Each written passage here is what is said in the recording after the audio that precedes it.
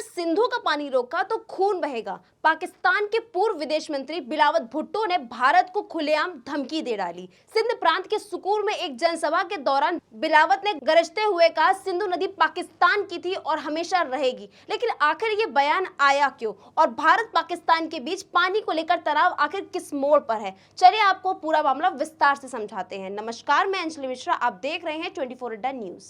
अगर सिंधु नदी पर हाथ बढ़ाया तो खून बहेगा, ये धमकी पाकिस्तान से आई है और वह भी पाकिस्तान के पीपल पार्टी के प्रमुख बिलावल भुट्टो जरदारी की जुबानी। भारत ने पहलगाम आतंकी हमले के बाद बड़ा फैसला लिया है, सिंधु जल समझौते को रोकने का। अब पाकिस्तान की सियासत में खलबली मची हुई है।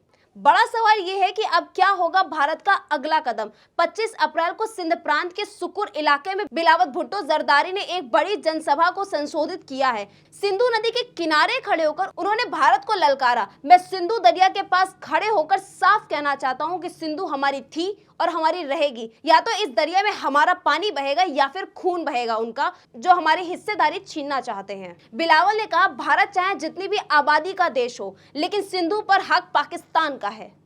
उन्होंने पाकिस्तान की फौज को तैयार बताया है और सिंधु घाटी की सभ्यता की विरासत को अपना बताया है। तो साफ है, बिलावल सिर्फ पानी की बात नहीं कर रहे हैं, बल्कि उसे पाकिस्तान की अस्मिता और अस्तित्व से जोड़ रहे हैं। साल 1960 भारत और पाकिस्तान के बीच एक ऐतिहासिक करार हुआ था, सिंधु जल संधि। विश्व बैंक की मध्यस्थता में हुए इस समझौते के तहत भारत को 3 पूर्वी नदियां रावी, व्यास और सतलुज का पानी मिला था और वहीं पाकिस्तान को 3 पश्चिमी नदियों सिंधु, झेलम और चेनाब का। इस संधि को भारत ने अब तक निभाया है। भले ही पाकिस्तान ने कई बार युद्ध का आतंकी हमले किए हों, लेकिन अब हालात बदल गए हैं। 22 अप्रैल को जम्मू कश्मीर के पहलगाम में आतंकी में 26 निर्दोष लोगों की हत्या कर दी गई, जिसमें ज्यादातर पर्यटक थे।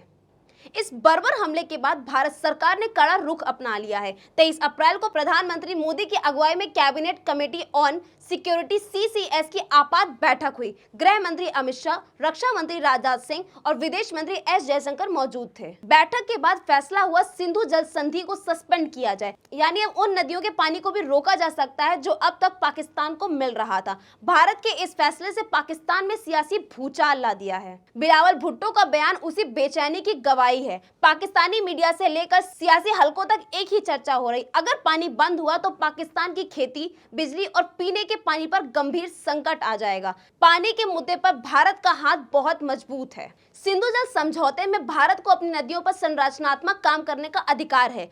विशेषज्ञों के मुताबिक भारत सिंधु, झेलम और चेनाब का अधिकतम उपयोग कर सकता है, डैम बनाकर, नहरें बनाकर या पानी को डाइवर्ट करके। लेकिन इस सबका असर सीधा पाकिस्तान पर पड़ेगा, खेती से लेकर रोजमर्रा की जिंदगी तक। तो सवाल यह है कि भारत आगे किस स्तर तक जाएगा? क्या पाकिस्तान वाकई युद्ध की धमकी देने की हालात में है? बिलावल भुट्टो ने सिंधु घाटी सभ्यता का हवाला दिया है। उन्होंने कहा है, मोदी खुद को हड़प्पा और मोहनजोदड़ो का वारिस बताते हैं, लेकिन असली वारिस पाकिस्तान के लोग हैं। हालांकि इतिहास कुछ और कहता है। सिंधु घाटी सभ्यता दोनों देशों की साझा विरासत है। भारत में हड़प्पा, लोथल और धौलावीर जैसे साइट्स आज भी मौजूद हैं। संस्कृति और सभ्यता किसी एक देश की बपौती नहीं होती। भारत में इस वक्त विपक्ष और सत्ता दोनों पार्टी के मुद्दे पर सियासत चमकाने में जुटे हुए हैं। बिलावल भुट्टो भले ही जनसभा में गरजे हों, लेकिन असल में उनकी पार्टी की सरकार ही भारत के फैसले के खिलाफ अंतर्राष्ट्रीय मंचों पर कुछ ठोस करने में नाकाम रही है। कई विशेषज्ञों का कहना है कि बिलावल का ये भड़काऊ बयान देश के अंदर अपनी राजनीति जमीन बचाने की एक कोशिश है। भारत अब अपनी पाकिस्तानी नीति में एक बड़ा बदलाव कर रहा है। आतंकी घटनाओं के बाद सैन्य जवाब प्राथमिकता थी, अब पानी को रणनीति हथियार की तरह इस्तेमाल करने की सोच बन रही है। डिप्लोमेट्स का कहना है, सिंधु जल समझौते पर रोक लगाना पाकिस्तान पर आर्थिक दबाव डालने की ऐसी चाल है जो बिना गोली चलाए असर दिखा सकती है। पाकिस्तान पहले ही भीषण आर्थिक संकट से गुजर रहा है। IMF के राहत पैकेज की गुहार, डॉलर की भारी कमी और महंगाई आसमान पर। ऐसे में अगर सिंधु, झेलम और चेनाब का पानी रुकता है या उसमें कटौती होती है तो पाकिस्तान की कृषि अर्थव्यवस्था पर सीधा प्रहार होगी। गेहूं, धान और कपास की फसलें बर्बाद हो सकती हैं। अब कई लोगों के मन में सवाल आ रहा होगा, क्या भारत इस समझौते को पूरी तरह से खत्म कर सकता है तकनीकी रूप से? तो हाँ, भारत चाहे तो अंतर्राष्ट्रीय नियमों के तहत संधि को खत्म करने की प्रक्रिया शुरू कर सकता है। विशेषज्ञ बताते हैं कि आतंकी हमलों और लगातार युद्ध जैसे हालात मटेरियल बीच की कैटेगरी में आते हैं, जो समझौते को समाप्त करने का आधार बन सकते हैं। अगले कुछ हफ्ते बेहद महत्वपूर्ण होंगे।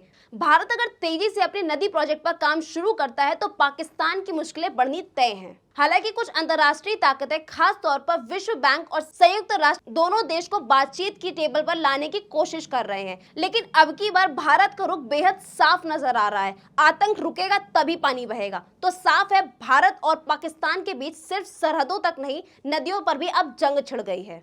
बिलावल भुट्टो की धमकियां अपनी जगह है, लेकिन भारत का फैसला रणनीति है। पानी के हथियार से पाकिस्तान को झुकाने की कोशिश। आगे क्या होगा, कौन जीतेगा पानी की ये जंग, हम आपको पल पल के अपडेट्स देते रहेंगे। फिलहाल के लिए बस इतना ही। मैं हूं अंजलि मिश्रा, नमस्कार।